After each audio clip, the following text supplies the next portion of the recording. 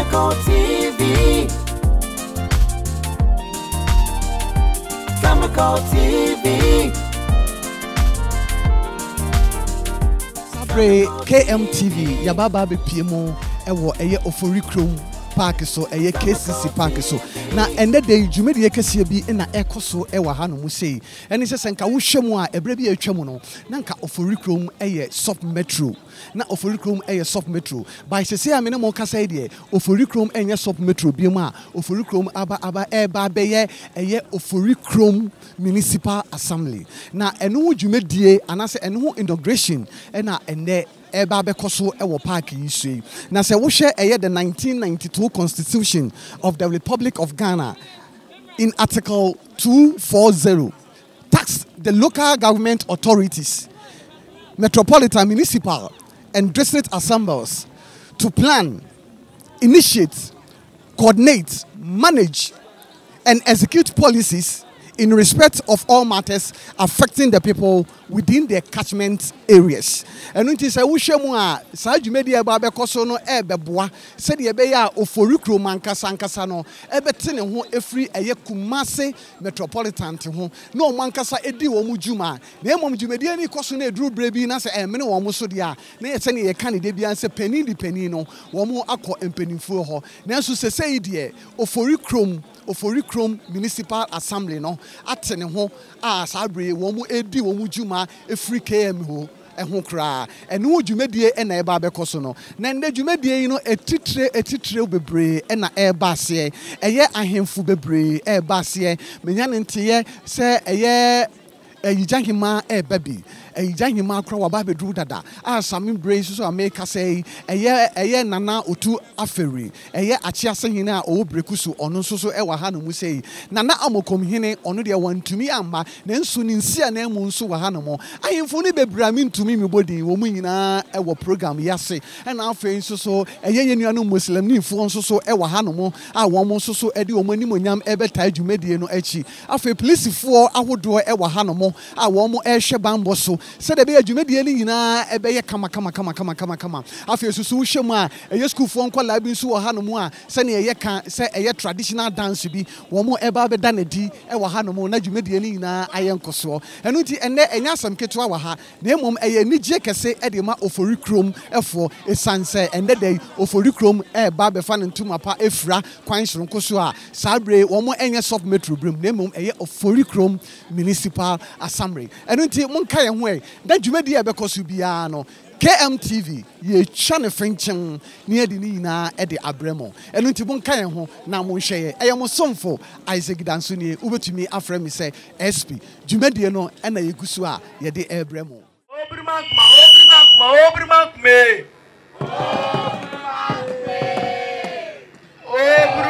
mo da pejae Obrimak mo da pejae Osnet Inauguration. Hey!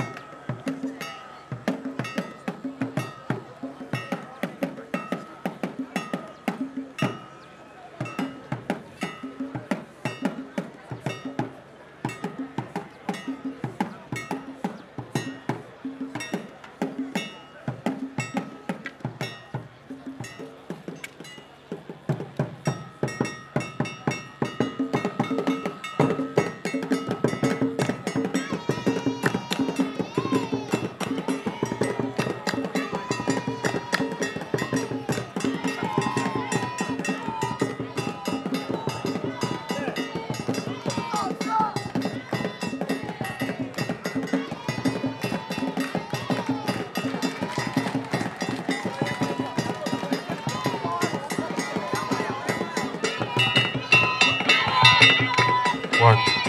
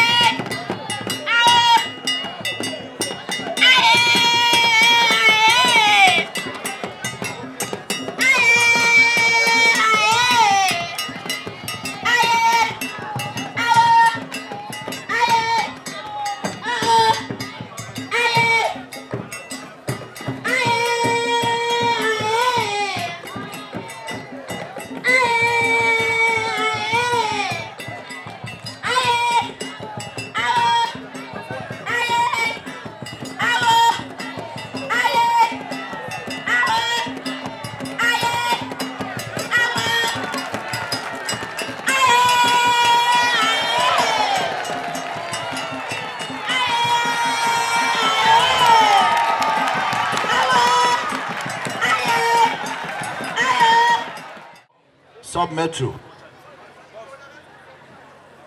Media for political parties. Mowaha. And penny for me mamunyina akwaba. Minikai enkase eneye eniji dasronko edema obibiara oti Oforikrom constituency ha. Na enemre aye kasei enam omapani eni MPP aban adaroma. Yedi sub-metro yi nanka ehye Kumasi Metropolitan Assembly nasino ya pejano edeno ebeye Municipal Assembly ni nyina no eni se ne ebeya empuntujuma ebekoso woye mantamu se ne uhwe Kumasi uhu se Kumasi ayekese na ebasa no na empanifu ehwe Kumasi dwumadie so no omunsa entumi nsu ni nyina so eno enti na ne manije samra shebadwani a me wo constituency maba na manya akwanya me kase nyakopo onhira na ado DANKWA AKUFO-ADDO na onhira MPP aban na onhira ye nyina kakra meka mema akwaba eni se ade ehia pa ye nyina esese yadwene ho eni se emra ye di Municipal Assembly yi bai enya eno keke ena di mpuntu beba age se yen ya ye be ya adwuma wom de oye MP de oye MC de oye coordinating director, heads of department, assembly members, any penifu a ebeya dwuma wo Municipal Assembly ni mo no age se ye nyina ye nya pepa na ye nya enkabomu na yetumi ayire ye ho ye adwuma sane ebeya Oforikrom Municipal enche bia no ye kan municipalities a impuntuo akoso wo ho na adwumadie ni nyina ekoso a yentimi emodi na ye nya Oforikrom Municipal Assembly gidi se ye benya akwanya ne nananom ene mpanifu a wa ha nyina mrano no ahia na ye nyina ya adwene Oforikrom empuntuo ho sane ebeya ye betumi afa ye ntoma pafra menso se kobase enche bia no se yewura president nanado DANKWA AKUFO-ADDO obodi na oyi municipal chief executive edema ye ya menso am a member of parliament dio omampani beso da yayi ni bia no metumi agina ha kase meneno yebeka bom any assembly members any obia o matter o Municipal Assembly ho no na yayi adwuma edi ama Oforikrom afa nintoma pa edi afra eno ti medam wase na mama mu nyina akwaba Nyankopɔ onhyira ye nyina baako ya no fase mi wiraye ono watim ni pan na jase ne tumfo ofa no ono watim bonkon yi ana ma mo hie nyina onaruma asidan ye de ma NPP aban se gimedi a wadi am Oforikrom sese no se wadi am santama ne ga no ben nyina Oforikrom nko onaruma de mes niema miuni anamiensa sabe council no abano aye no yeso yesa ye bepe assemblyman ani hwa no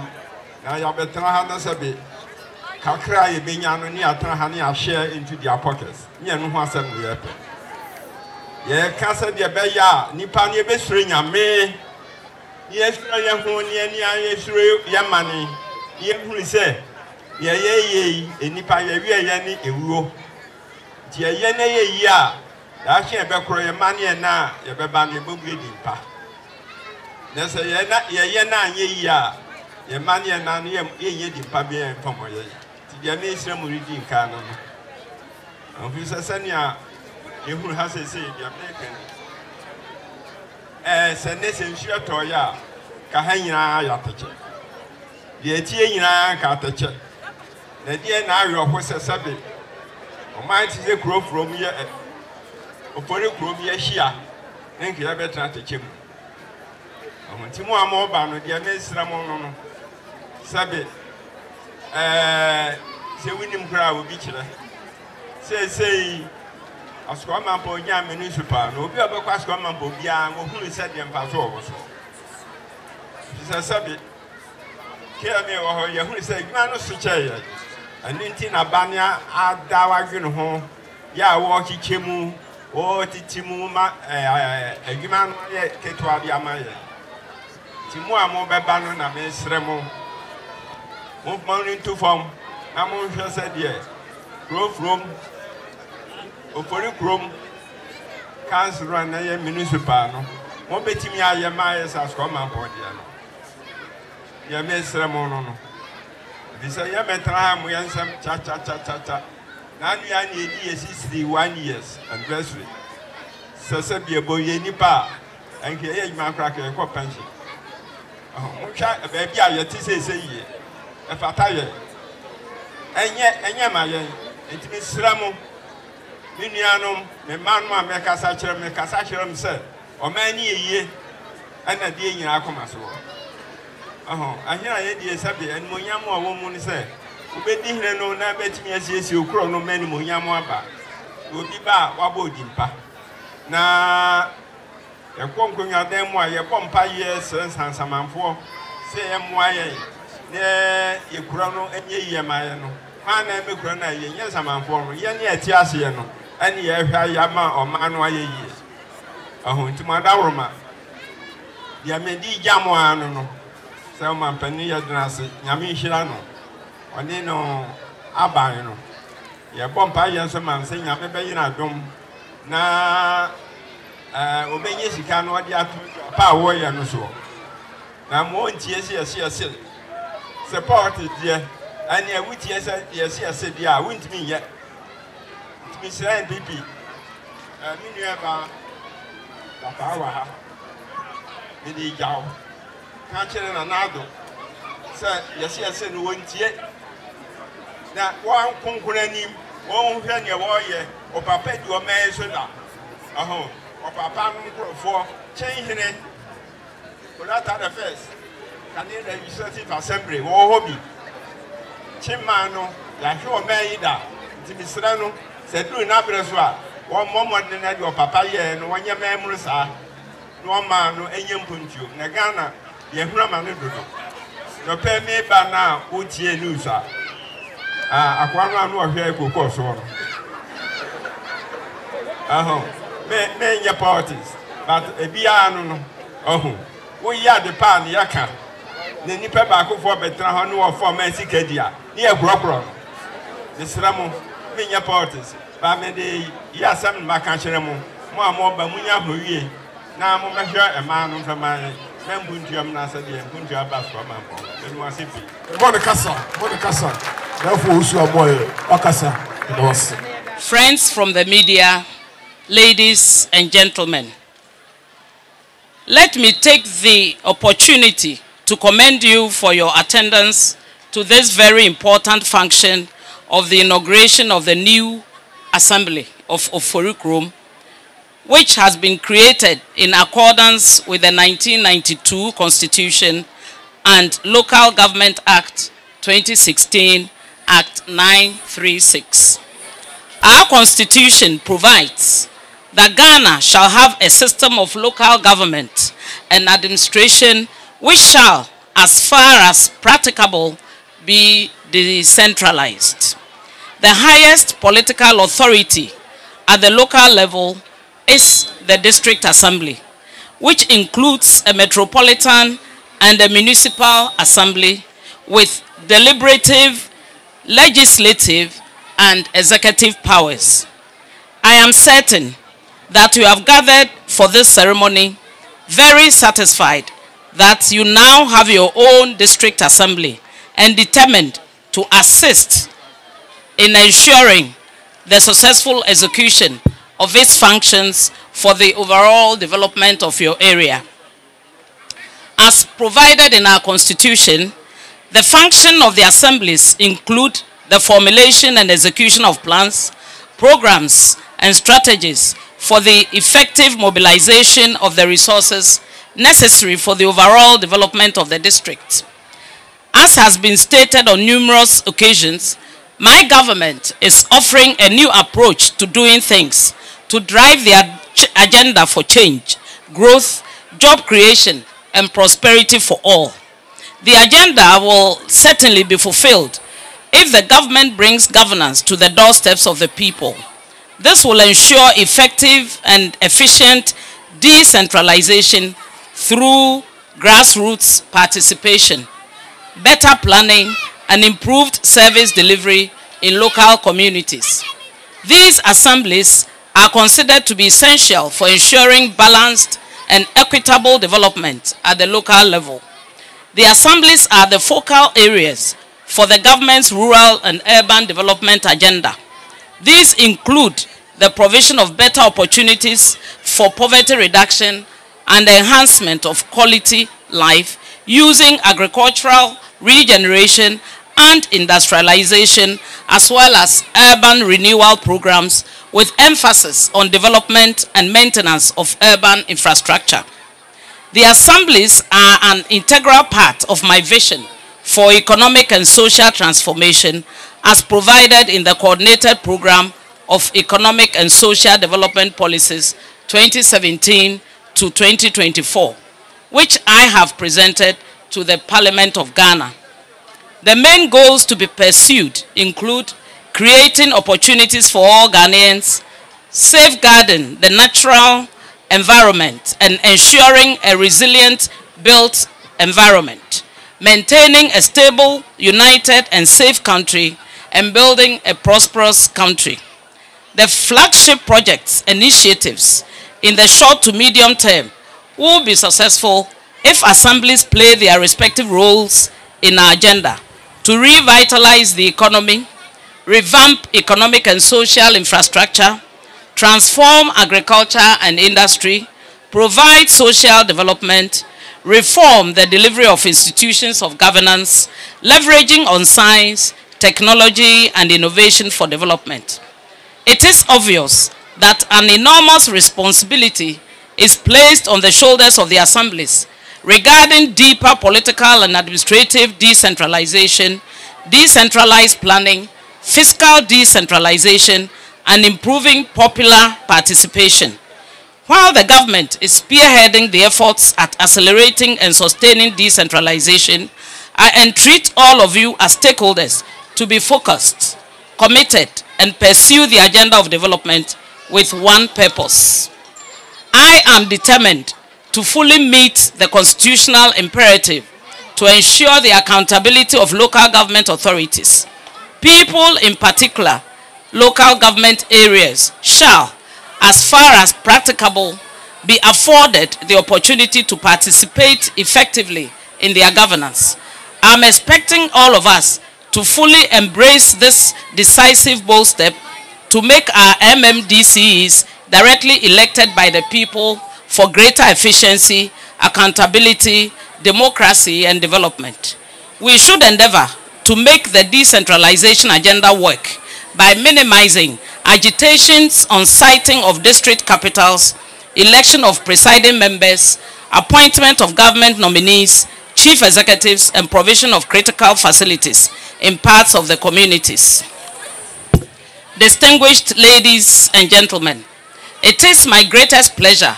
to declare Oforikrom Municipal Assembly duly inaugurated.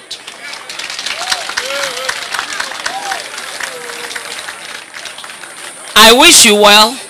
Your success will make Ghana great and strong and create an optimistic, self-confident, and prosperous nation through the creative exploitation of our human and natural resources and operating within the democratic, open, and fair society in which mutual trust and economic opportunities exist for all. Thank you, and God bless us all and our homeland Ghana. ne di kan no Minister for Local Government or the Nkram enso maye nyina na me de say na nase obema asase a so ne yewra ekawie a obetumi e de ama assembly no ministry no so se me mfanto monim say omo prepared so omo hwehwe bosia omo de besi sa dan no eto Oforikrom for mu ni how bia say asase na le hia nti no se me mfanto na dan monim asase no ba de a ono so beye nea ese na efata nyina mesa ka to so biem sanitation eye ahonidie wo ye mpotam bigidi se Oforikrom Municipal ebe di hu dwuma me ba manhu wura aboabo ano de but mesrepi se eno so ye bedi hu dwuma president de kasabia ba wona komam wo de ato edwa se Ghana beyond aid me so mesre se Oforikrom beyond aid monjeje sika no na momfanye Oforikrom yie na obi ahu se sebe o je ne sempo ana kapra na ohu se sika oyi no oyi amamfaso aba ho medam ase bebre nyame nhira ye nyina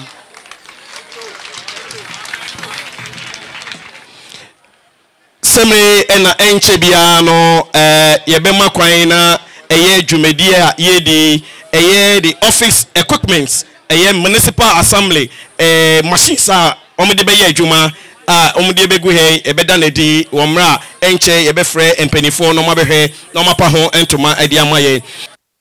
Bomatrase Oforikrom Municipal enkonya ka ho usinya medre enkonya na ba na yentumi nso ama ha enti no ye the way presentation no ekire ne ka ho nyina ebe deliver wo office why enti say obeji na na no achi Semre na minister ebe presenting niam idiama coordinating director openia ono na obeye kwanchirefo obeda municipal assembly no obeda no enti Semre na minister ede eniam ina ede sheninsa we die monochia oni na hihya deke ma yenti anokra enti Semre na minister ye presentation idiama no minister ma yeso te se ne ka hu bia babedu ne mom yenti mitwe ne wani na mfe maha enti ne ka hu bia no ababedu now on the turn of Zoom Lion yes omo no mo spaki omo ne omaba no e besere mo moto no ohwe na one code speed ye ne kakra nkra enti Zoom Lion for so nioma omo de ba abechire minister na no so omo present edi ama Oforikrom Municipal Assembly yeda mase na moto no moja ba ko wachire ho mo mani na amrai and management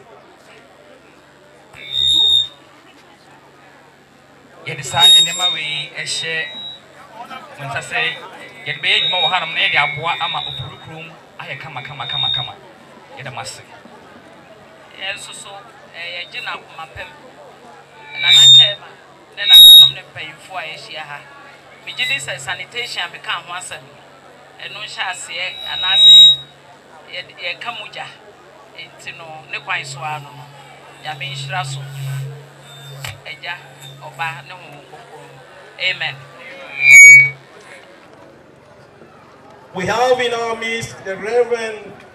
Kwame Amo Afre, Methodist Church, Khemical, Reverend Isaac Osei Kakari, Methodist Church, Oforikrom.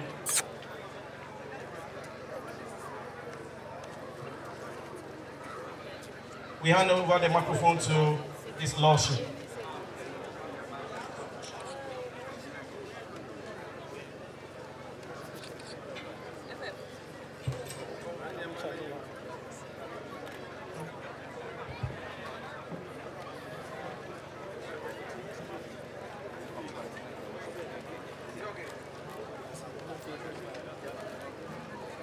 What you are going to do?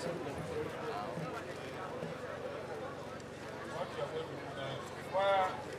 the space is blank, you put your name there. I'm sure you understand what I'm saying. So I'll say the repeat after me. I'll determine the mention of this one on the two sides. I, do in the name of the Almighty God swear that I will at all times well and truly serve the Republic of Ghana in the office of Assembly Member of the Oforikrom Municipal Assembly.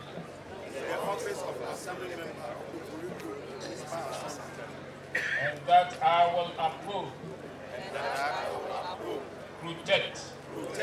and defend the Constitution of the Republic of Ghana as by law established. So help me God. By the official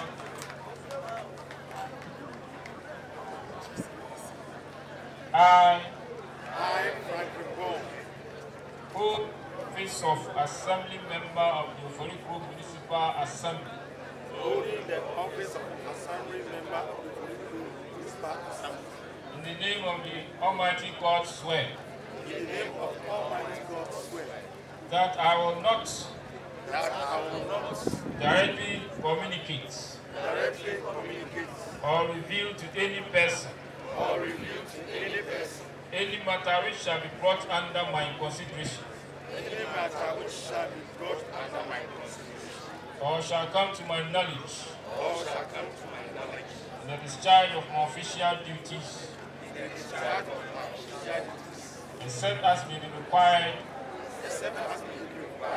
For the discharge of my official duties. Or as may be specially permitted by law. So help me God. So you have made your signature, then you send them to me. I also commission.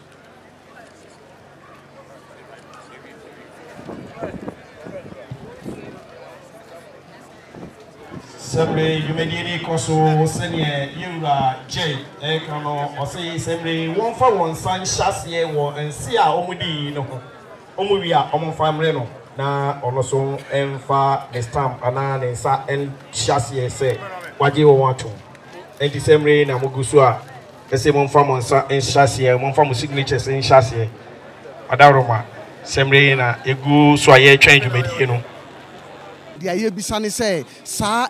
Breya eye Oforikrom sub metro adane ababa be Oforikrom Municipal Assembly no wujidi say edien na ede beba eye Oforikrom Municipal Assembly a sabre ye inaugurate no ende day yeah me da say opani edini ya William Kwabena Boatin na ne nyina ne say e ka say what yate wo ho afri baabi akọ gina wo na so a the person of change nyina ne say omo pe development ewo impesua so nyina enunti ana yate ye ho afiri ho development nyina ba ekosi kemi so eso to the sense sika no echemu no ya na ebi aye handicap kakra nti de omo kan nyina ne say now no de Oforikrom enso municipal assembly ate no ho afiri kemi meaning say enuema afiri aban mu eba municipal bia metro bia ne district bia Oforikrom so benya ye de this time no ye nye ne say kemi enya ansa na opa bia maye yeso ye de beba ama yeso ye timanya development akoye nim de kan bi onu so ne say ebeboa in a sense say agency government agencies na war government mu nyina no ebi beba Oforikrom meaning say customs beba ha security services ni nyina no yebenya bi wa ha enti security in Oforikrom no ebe tightened ebe stronger and I dey say can be on say bibia ye che bia no Oforikrom jane na so enti Oforikrom benya omode enti eye nkranhye na ehye ye den say ye nyere ho nya adwuma na development bia wo say ye nya bia no yenso yensan kan ye de honorable owo ejia ahobloni mu no ena yene no etwetwe enkomo we say no na mo amu ha assembly members honorable fo ya na mo lobby ye ananso so say oman no anase metropolitan no ena ehwe ye hu say da bi bebi a eduro no wo say wo mo hwe na wo mo edi sade we ema mo say de be ya musu betumi ate mo ho na mo di mo dwuma pepe say the awokano no metropolitan no ehwe no mu say de eyi no to a ebe yi ɛna yɛn nso yɛdan nti nyame adom abɛyɛ assembly meka ne sɛ municipal assembly nti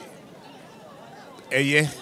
sɛ aba no saa na mibisa ne sɛ meka ne sɛ we say no ɛbɛma mo adwuma no ahare mo anaso sɛ ɛde asodie fufuro bi na ɛbɛto mo so we ne bɛma adwuma no ahare sɛ adwuma no sɛ yɛakyɛm bebree yɛakyekyɛm nti we no yɛ Pacho me wo Anglo Fanti Newtown Stadium yo Anglo Fanti Newtown yeta ka ne sa ahona Fanti Newtown o ka ne sa na manfo be hu ne kese pa na ono abon Pacho fro say Pacho me din ade William Segu ba de do na ade frem pa Aga Willy yo ono abon Aga Willy ahona Fanti Newtown Assembly man and I'm no etwichi enkomo no ono abo unsusu wo ha bi wa witness bi ehu dwumedi a ekọ so asabri Oforikrom abaye municipal wuji di se Oforikrom abaye municipal edien na ede bebre sa Oforikrom municipal isan se first no na moye sub metro ana se menkan so Oforikrom sub metro ba nyame adom abaye municipal enti edien na ede bebre mo na edien so na yenhwenim emfiri ono abo members ho no mo okay the American say me ma habi ma Oforikrom bi me wo KME still me wo KME na the American say ebeboa pa e kire say KME ne 92 assembly members ti say bibi kura na wokopa e de a wo bebre nti nyame adom na ado abai no okyeche sa de mu ama e de bitimi sa afa the assembly members no ye ho e beto e pa ifi say sa 92 assembly members no ansa na wo bekokura na me yo benya wana say wo be lobby bibi a wo benya no sa me na ekwakyiri ti abeya sese KME ya nyekura na ebeba be 38 or 39 nti mass bibia na wokopɛ kura ma yobenya daje ne watena se adi nkomo ebema Oforikrom fo nso bibi na omo kopa si a ne bia omo anya ti ebema saa de o ya abade e kura na assembly members amanfo obaji adi sei no adwuma no bekoso ama yeye pa Anglo Fanti Newtown assembly man honorable Aga Willy na me ne no etwetwe enkomo no eba ne sa no ye assembly members ne ye wo KME no nti ye ba Oforikrom na de ye me de pan se na do onya sa adwene pan se metropolitans no baby edoso no ye ntikyem nti ye kyem no ama adwuma beba ekrom ha se custom na ni ha mo a custom beba municipal ha police services so mo upgrade no aha benya omo headquarters bibia ewo metropolitan ebi adwuma ni bi beba ye youth no so benya adwuma Zoom Lion na nka wo nyina obia be ye adwuma nti me bom pa se omunyi MC ya obeti youth na se presiding member obenya MC omunu nyina adwunu be ko breko nya presiding member ye be yinu a asase no ne nesre kire no twetwa ne na se eba ne sa ye youth no wo community ano omunya adwuma nye yeso youth no na ye da omu mo nya adwuma ye because nyasa nkanana on chichem na bi mu nkonya municipal nti municipal na aba ne de eyema youth no no musunya adwuma ye medamas ayo meda atiefo nyina ase anya ahwefo saade we na aban we nchichemu na odi aba no ebema mpuntu aba various electoral areas nyina esan say first ne wo krokasim ti se KME se common fund AGF 1 ba scan chen enso yeso nti sa nkro ayiya aban na nado DANKWA AKUFO-ADDO watimi di aba ema bia beka Oforikrom constituency no ebeboa ama mpuntuo bia no a ebebe bia betima boa we me electoral area enam se mpuntuo ba miminya bi makwan nyina sei be sese ye ba ye minim se ken die akwan na beba menya bi mpuntuo so beba because this affair na ye recruit fire service soldier and everything for Oforikrom mpuntuo anyuma bebre beba avesu municipal na ba masa eboa bebre esan se mpuntuo akase na betimi aba san se ba yan some members yan beto because ye bre bebre mpuntuo na bi nkan yan be samre ya aba dem ye so se betimi abo ma mpuntuo betimi aba various electoral area ni sin nyina no wa hwe Oforikrom ye kuta ba 15 electoral area ye cha sen le beba obi electoral be na assembly ya local government you know etimi aboa etimi nkron kitu mo ayi bia kan nyame adaroma mpuntu obi a na na do dankwa AKUFO-ADDO de beba bia no ana local government minister de beba bia no sika na de ba se ye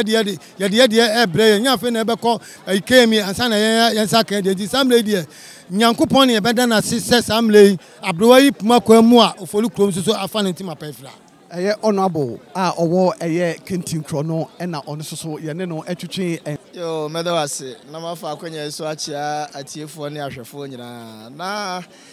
ye kase Oforikrom Municipal Assembly ejina ho emase sei Oforikrom yaje ho eye constituency ba ko a efe no Oforikrom constituency no yate ye ho Africa emi enye ye nko a asokwa ati omo ho bi bantema yesanya kwada so yenya soame ana yenya atafo a omu nyina ate omo nti yemfa ne se enum ana yate Africa emi ho na de nti a ekohia se aban ye san hye ne se yehweke emi na ke emi ne sondodo constituencies maako 10 na sub metro so nko maako 9 nti ebasa no na ama adwuma no a chief executive any na assembly members ne no ye bre edodo ana sabi resources nso a ese free aban mu eba no nso no eno nso enru ba bia nti mimi in particular crowd there me free advocate say ye ntete keme mu na enye ketwa kakra no achepa na sesie ya yati mu no de beboa kese ne say abeboa mampuntudwuma akofom de nti abeboa mampuntudwuma akofom ne say eye sika yetwa edema municipals no eye sika ye betwa de ama yenko a na all the institutions and I said departments are here under every municipal. I be one metropolitan assembly. To say yebeka say urban road department, yebenya town and country planning department, yebenya bibi to say development control department, health department, education, and all these facets no will come. So that ababwa ama ye near to me akọ nkro no a share municipal national ama mpuntudwuma so akofom. Honorable Afrani Emina Bwedi Assemblyman ena otening kan ewo KMTV so no MBB Wilson live on KMTV ene osha dwumedie bi akoso wa ha Oforikrom first ndanka sub metro but ene dey nyankopon do maba be Oforikrom Municipal Assembly as a chairman coordinator ba akopɛ osha edian ena edi bebre Oforikrom Municipal no ni tisro ni catchment areas a ɛwɔ ha sei well yo me da say am say ye wo what bebre wo area ha na wo hwa KMA itself na ka say ɛso nti say ye che government che no common cake na e ma ne ho ɛkyere no nti nanado eni suade hu no say obemo aso obia so especially youth no I'm say yakwa brands ye nyo Oforikrom no na esi ade men yen kasama na nwa eno an say kro ye bebo Oforikrom we metime akame but there's another problem the party in power no I'm say wontwu bebre wom ema the ye nyina say kro ye na mba yen kɔ enim and leadership at the moment is ready to work with whoever so we NDC ni o we obia o so di akoma pa dia ya ready say no be adwuma nti I'm said na na do aye ne beda na se mpanifo so mo ba o hwa mpanifo ahemfo ne ade o mo ba o mo bebo ye chi do ma bibia ye kama nti e be fa kwan ho esu na ya da o mo nyina ase na minim say with time no I'm say Oforikrom instead of municipal no e ba be metropolis inshallah Mr. MBB Wilson champion coordinator ba akopɛ hwɛ assembly members a womo ewo Oforikrom Municipal so say ya womo unity etisen betumi aka say beboa amasa adwumedie na ayenko so esan say assembly adwumedie enye nipa baako adwuma yo me da se pass we be some question we ade bi haye wo Oforikrom ha pa especially leadership so let me see me kai no your MP your chairman of the party and you say a question obi sometimes you have to sound neutral jawo man kasa no monya o ma de because at the end of the day no kwakoya wo de ma omo so kwaye o mo de nje si amesre mpelifo na omo do omo wurawura assemblyman abamu ni ade no se si amene o ka se de se me wo so ubisa maka cho se unity ni omo ntem Say unity omuntema, omankasa member of the party.